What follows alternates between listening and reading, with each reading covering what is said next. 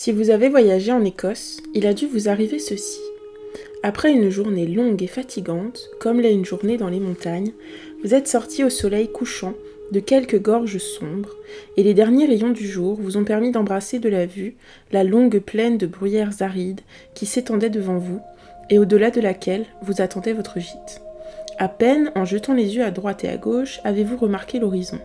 Situé à un quart de lieue à peu près du chemin, un de ces châteaux écossais, perdu dans un massif de sapins et de mélèzes, et dont les cheminées seules dépassant la cime des arbres se découpent sur le fond rougeâtre du ciel. Vous ne l'avez pas remarqué, car ce n'était point là que tendait votre course, et fatigué que vous étiez d'un paysage monotone, brisé par le trot court et saccadé de votre petit cheval de montagne, menacé peut-être par un orage qui s'amoncelait, vous n'aviez qu'un désir, celui d'arriver vite où vous attendait le repos. Vous voyez se dérouler devant vous la route étroite, tortueuse et sans fin, qui semblait se prolonger à plaisir. Vos regards se fatiguaient à percer cet horizon où vous la suiviez, s'amincissant toujours, et peu à peu toute la partie animiste de votre organisation, tout ce qui pensait enfin en vous, cédant à la fatigue, s'engourdissait vaincu par la partie matérielle. C'était un songe sans sommeil, un engourdissement qui eût été la mort, s'il se fût étendu jusqu'au cœur, une atonie dont un coup de tonnerre ou une blessure ne vous eussent peut-être pas tiré. Et cependant, vous avez tressailli tout à coup, et tout à coup vous avez retrouvé vos facultés les plus ardentes pour écouter. Un son venait de traverser l'espace.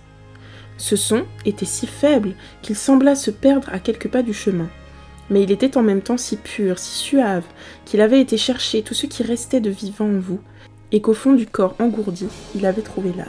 Alors tout a disparu pour vous. Faim, fatigue et sommeil, vous vous êtes arrêté, la tête inclinée, la bouche entr'ouverte, l'œil fixé sur ce massif noir, duquel semblaient sortir ces souffles d'harmonie qui se mêlaient à l'air du soir et venaient à vous dans l'ombre. Combien de fois depuis, soit dans un bal, soit au théâtre, dans votre veille ou dans votre sommeil, combien de fois dites, combien de fois n'avez-vous pas tressailli tout à coup, croyant encore entendre ces sons éoliens, qui vous avaient frappé au soir sur une route d'Édimbourg ou de Dumfries, et dont votre âme avait gardé le souvenir. Ce n'était cependant que la vibration d'une harpe dans laquelle passait le vent. Mais cette harpe, c'était celle d'Ossian. Ce vent, c'était le vent d'Écosse.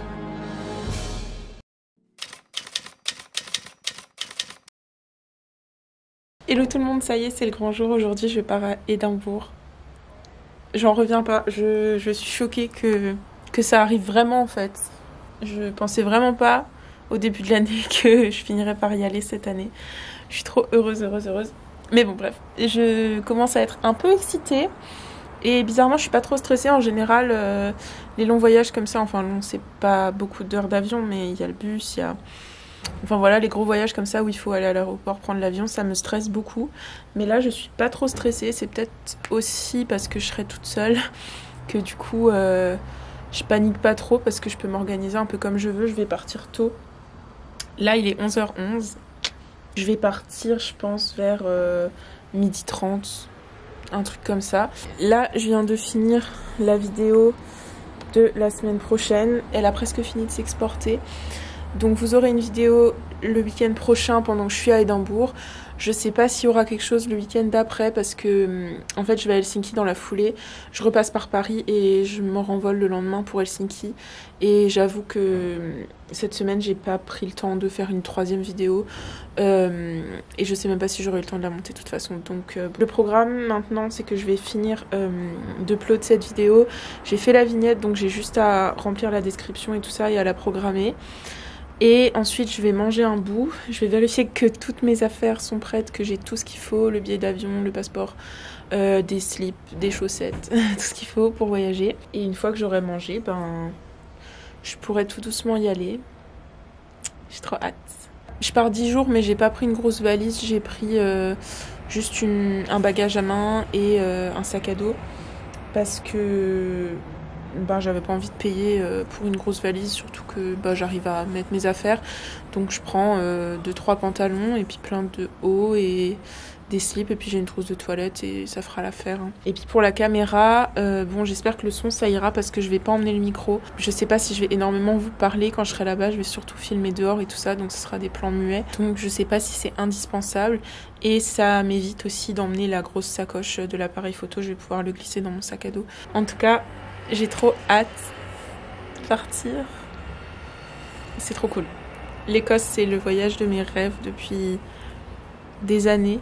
Et voilà, je verrai pas toute l'Écosse. Je reste surtout à Édimbourg pendant 10 jours. Et je vais faire à un moment une journée en bus. Donc ça va me permettre de voir un peu plus loin qu'Édimbourg. Mais déjà juste d'aller à Édimbourg et de me dire que je serai dans cette atmosphère, dans ce pays. Et je suis trop contente. Donc voilà, je vais aller manger et upload cette vidéo. Et puis c'est parti. T'es triste que je parte? Bah ouais. Et aussi parce que mon doigt de pied il est vraiment pété. Mais de toute façon on va bientôt se revoir, non? Bah non.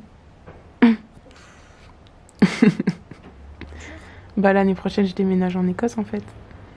Ah oui? Ah. Et l'agrégation? Tant pis. Tant pis? Oui. Ah ouais c'est pire.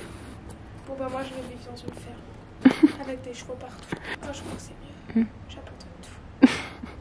Alors je suis à l'aéroport. Je vais pas parler trop fort parce que même s'il n'y a pas grand monde. Mais vraiment je suis choquée qu'il y ait si peu de monde dans l'aéroport. Je viens de passer les contrôles de la douane et les contrôles des valises et tout ça. Et ça s'est passé super bien. C'était super rapide et tout. Et je voulais vous montrer la pochette de mon passeport. Je l'avais acheté à Versailles quand j'étais allée pour mon anniversaire.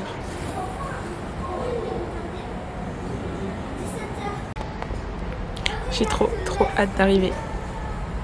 Je vous montre aussi, j'ai fait un petit carnet comme ça de voyage. C'est un carnet qu'une de mes amies m'a offert pour mon anniversaire. Et du coup, bon, j'ai pas fait de page de garde, je la ferai peut-être sur place.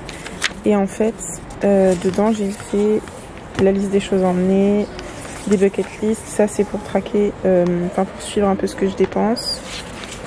Là j'ai une petite carte d'Édimbourg avec les monuments importants dessus. Là j'ai un peu des éléments de programme pour les 10 jours. Et après j'ai réservé à chaque fois 2 pages par jour à remplir avec des photos, avec des remarques, etc. pour suivre un peu le parcours. Et ouais, j'ai trop hâte, ça va être trop bien. Je commence seulement à réaliser en fait, mais tout se passe tellement bien et tout est tellement calme que j'ai du mal à réaliser. Mais tant mieux, j'ai trop hâte. J'espère qu'il n'y aura pas de problème avec l'avion. Mais bon. One eternity later.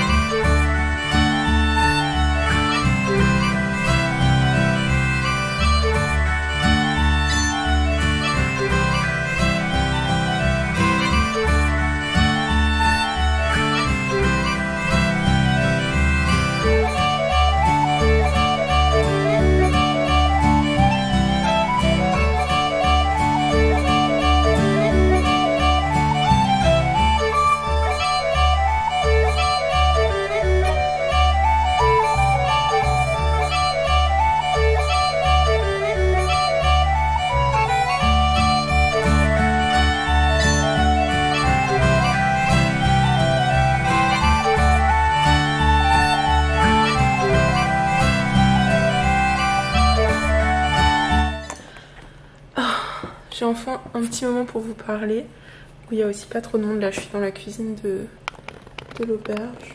Il n'y a personne, donc je suis tranquille. Comme je suis en auberge de jeunesse, c'est difficile de trouver un endroit et un moment où je peux vous parler sans déranger personne. Parce que je suis dans une chambre de 6 et du coup il y a toujours du monde. Ou, en tout cas je peux jamais vraiment savoir s'il y a du monde dans les chambres ou pas. Donc je profite de ces minutes de silence et de solitude pour vous parler. Aujourd'hui j'ai beaucoup marché, je voulais vraiment me faire un peu à l'espace, à la ville et tout. Donc comme vous avez pu le voir, je me suis levée assez tôt et du coup bon, j'ai tué un peu le temps ce matin avant de partir, mais j'attendais qu'il soit 9 h en fait pour que les coffee shops ouvrent et que je puisse aller déjeuner quelque part. Et j'avais trop faim parce qu'en fait hier le vol a été retardé de 2h30, quelque chose comme ça. Et du coup bon, j'avais pas trop mangé. Quand je suis arrivée je suis juste allée me coucher parce que j'étais éclatée. Et du coup j'avais trop faim. Donc ce matin je suis allée d'abord me promener un peu en attendant que les coffee shops ouvrent. Et genre de descendre la rue et de voir le château, c'était incroyable, c'était trop bien. Ça fait trop bizarre. Ici, je trouve que ce qui change vraiment par rapport à la France, c'est pas forcément genre en soi le paysage, c'est comme me l'a dit Zachary dans un message, c'est la colorimétrie. Genre ici, c'est comme si on était dans une photographie sépia. Et je sais pas, c'est doux comme couleur et tout. Voilà, donc je suis allée déjeuner. Rien de très original. En fait, au départ, je voulais aller dans une bakery, une boulangerie vegan qui est pas trop loin de là où je loge. Mais je suis passée devant à -10 et ils avaient même pas descendu les tabourets et tout. Donc je me suis dit qu'ils allaient peut-être pas ouvrir aujourd'hui. Et du coup je suis allée dans un prêt-à-manger, j'ai mangé un wrap et tout, genre je me suis fait presque un petit repas parce que vraiment j'avais trop faim. J'ai mangé un wrap, qui était bon d'ailleurs, avec de la betterave, du chou rouge, de l'houmous et tout, de la pastèque et un café. Et voilà, après je suis allée direct, parce qu'il était à peu près 10 h, je suis allée direct à la National... Ok, je vais regarder parce que... j'oublie toujours le nom de ce truc. The Scottish National Gallery. Et c'était tout petit. Enfin, je pensais qu'il y aurait des musées un peu comme le Louvre et tout. Bon, après, j'ai pas fait tous les musées encore, mais... Et c'était vraiment petit. Enfin, j'étais assez surprise. Mais c'était super calme. Bon, j'y suis allée dès que ça a ouvert. Mais c'était vraiment super, super calme. Il y avait quasiment personne au début. Et du coup, c'était chouette pour voir les tableaux et tout. C'était des tableaux que j'avais jamais vus. Il y avait même un portrait de Rousseau. Après, en fait, j'ai remonté Old Town. Genre, j'ai remonté toute la mound, comme on dit, la colline, je pense que ça doit être en français.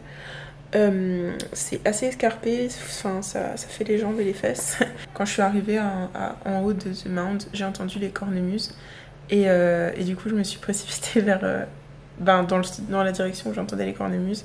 Et il y avait un monsieur qui jouait et tout, qui était en kilt, enfin en habit traditionnel. Et il jouait de la cornemuse et c'était trop trop bien. En plus, devant une église et tout. Et quand il a fini sa chanson, il a commencé à pleuvoir d'un coup. Ça aussi, c'est... Enfin, je pensais en fait qu'il allait pleuvoir, mais toute la journée.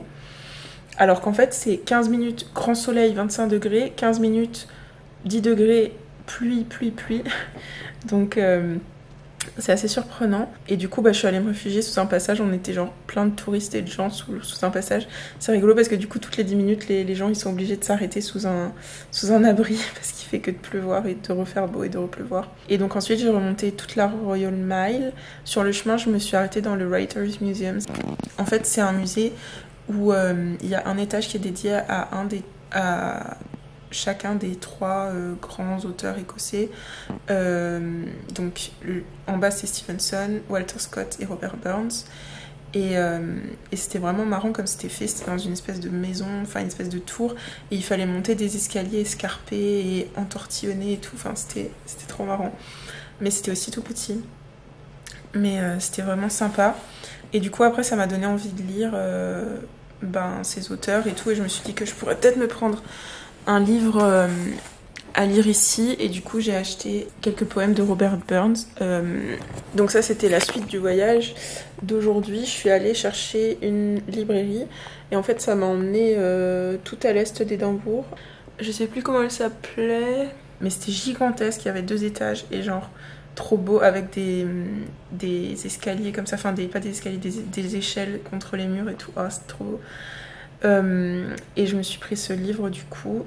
Et après, je commençais à être fatiguée et j'avais pas mangé, donc je me suis fait des petites courses, j'ai pris une bretzel et voilà, et j'ai mangé ça rapidement et je me suis posée sur un banc en face du château. Je crois que pour l'instant c'est mon spot préféré.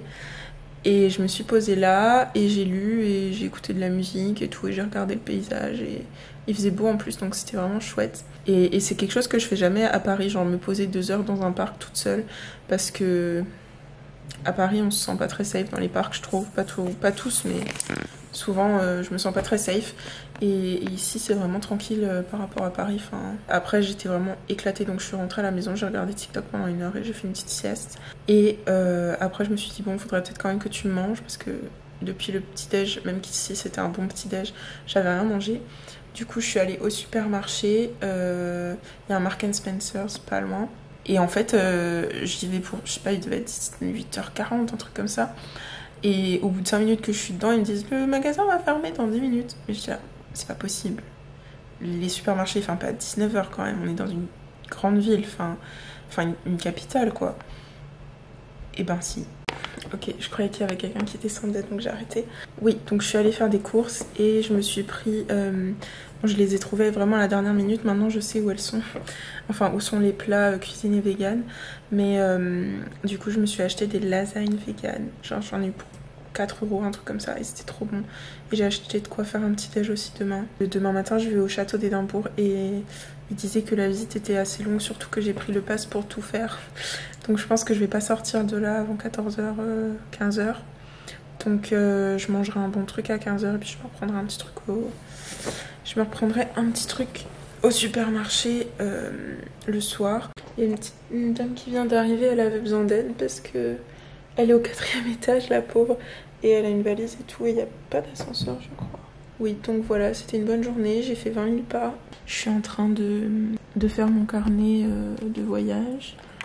Et après, je vais peut-être lire un peu, il y a des livres là-haut. Ou je vais lire Robert Burns, je sais pas encore. Je vais peut-être vous montrer un petit peu la cuisine en attendant, tant qu'il n'y a personne.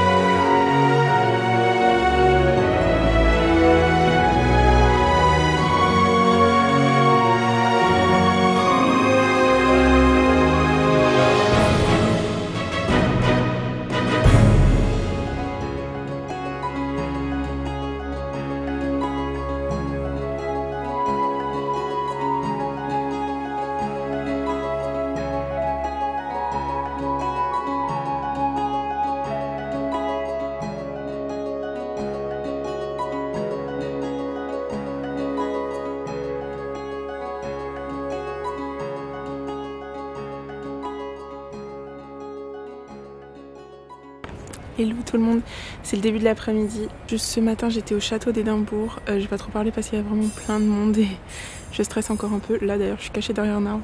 Je suis au Greyfriars Kirkyard. Donc c'est le cimetière où J.K. Rowling allait et où elle a trouvé les noms de ses personnages. Et je suis en train de chercher la tombe de Tom Jedusor. Alors enfin, pas vraiment de Tom Jedusor mais vous voyez ce que je veux dire. Je vous ai demandé sur Instagram si quelqu'un savait où elle était. On va voir ce que vous me dites. En tout cas, c'est très beau et très calme. Et il y a très peu de monde. Et c'est très espacé aussi, contrairement au Père-Lachaise où il y a littéralement des tombes partout par terre. Là, il n'y a que des tombes, enfin des pierres tombales droites. Et du coup, il y a de la place pour marcher.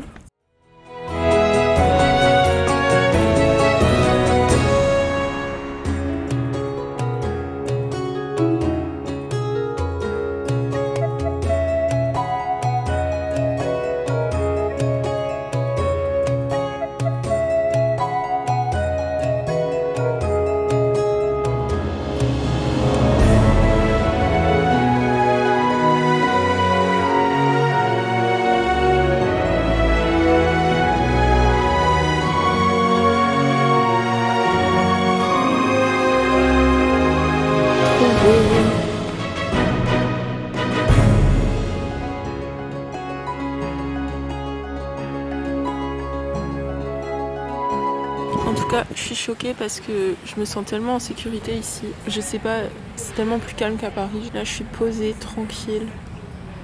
Et genre, c'est calme. Il y a quelques touristes, il y a quelques passants, il y a des gens qui font la sieste. Mais genre, c'est tellement agréable.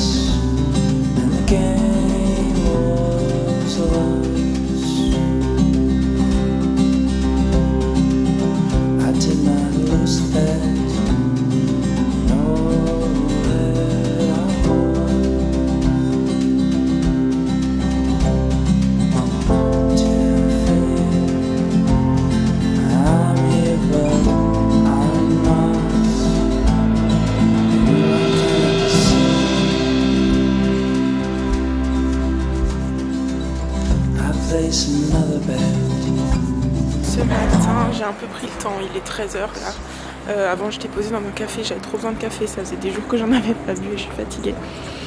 Et ce matin, je vais à Dean Village.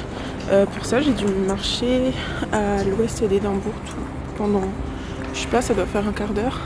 Et c'est tellement beau, genre, comment est-ce que j'achète une maison ici? Et du coup là, j'espère que je vais faire une belle petite randonnée. Ça devrait être super beau, il y a des cascades apparemment et tout.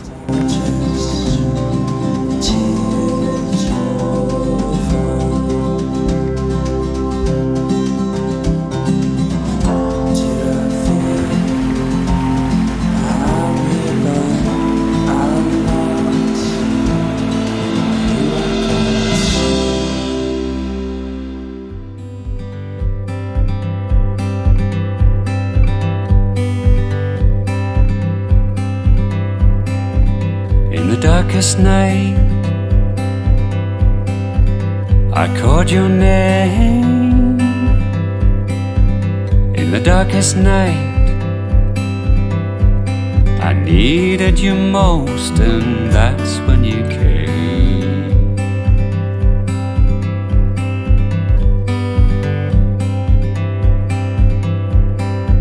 I woke in a sweat,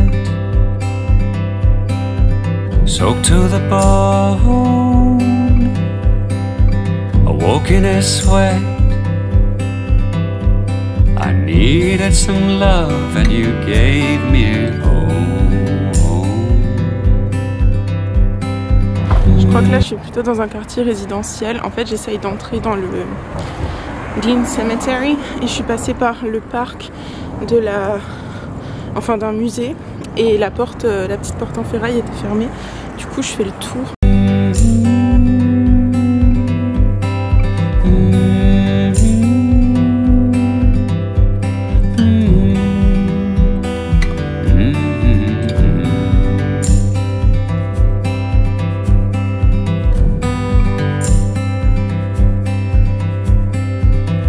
Over there,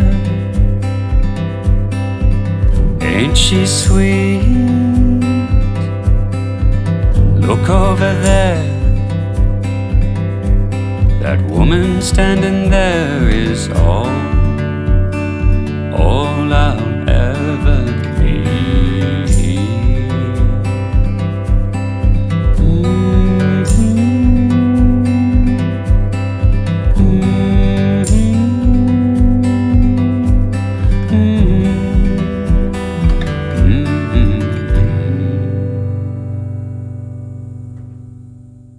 Donc vous avez vu, j'étais à Dean Village ce matin, je me suis posée dans un café parce que j'avais pas eu de café depuis, je sais pas, depuis que je suis partie.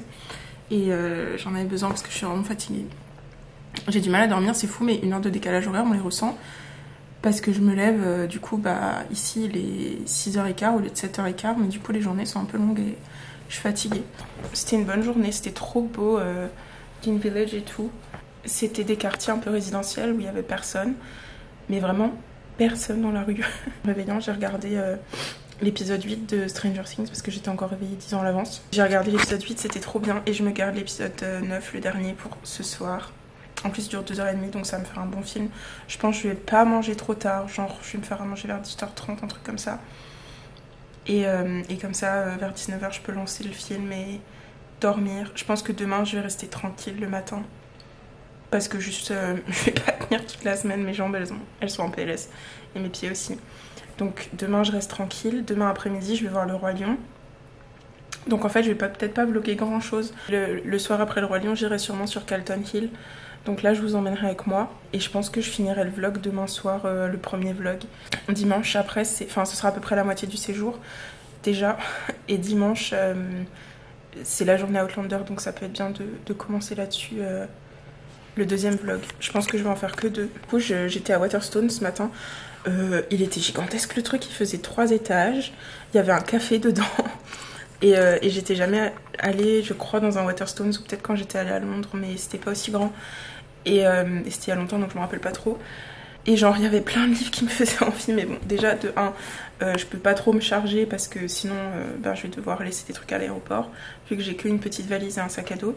Et puis, de Zio, c'est pas trop des lits d'occasion, hein, j'en ai pas trop vu encore. Du coup, j'en ai acheté un qui était à 8 pounds. Donc, ça s'appelle Sunset Song de Louis Grassic Gibbon. C'est l'histoire d'une jeune femme, donc dans les années 10-20, enfin, ça se passe pendant la Première Guerre mondiale. Qui habite à la campagne écossaise. Une histoire qui parle d'un passage important dans l'histoire de l'Écosse et d'un moment qui a marqué un avant et un après apparemment.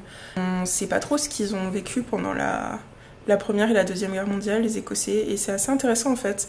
Je me suis rendu compte de ça déjà quand j'étais au château hier, parce que il y a un musée sur la place du château qui s'appelle le Musée national de la guerre, et en fait il parlait aussi un petit peu donc bien sûr de la bataille de Culloden et tout ça, des rébellions de Robert de Bruce et William Wallace et tout, mais il parlait aussi de l'expérience écossaise pendant la Première et la Deuxième Guerre mondiale, et il se posait la question de pourquoi les Écossais, alors que quand même pour la plupart ils se considèrent comme un peuple indépendant des Anglais en quelque sorte, est-ce qu'ils ont bien voulu donner leurs hommes et leur vie pour les guerres anglaises en fait.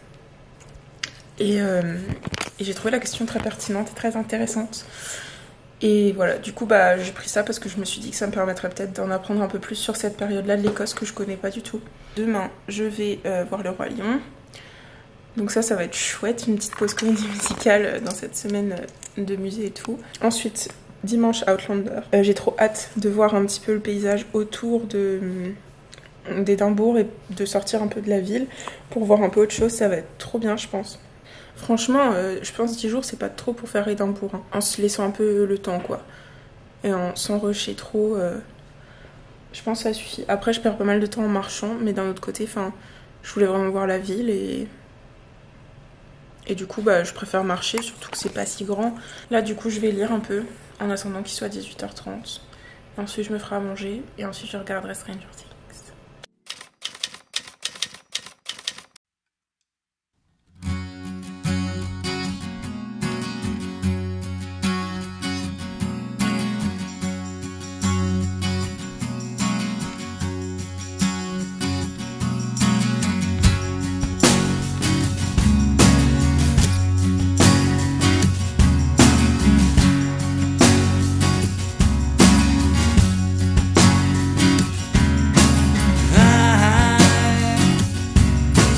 Never gonna sleep, never gonna read between the lines.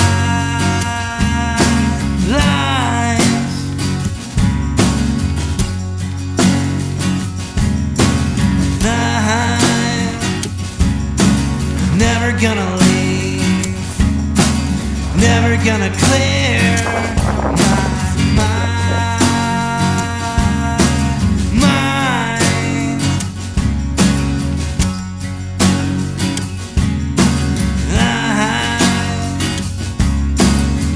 Still the same. Never took the time to unwind.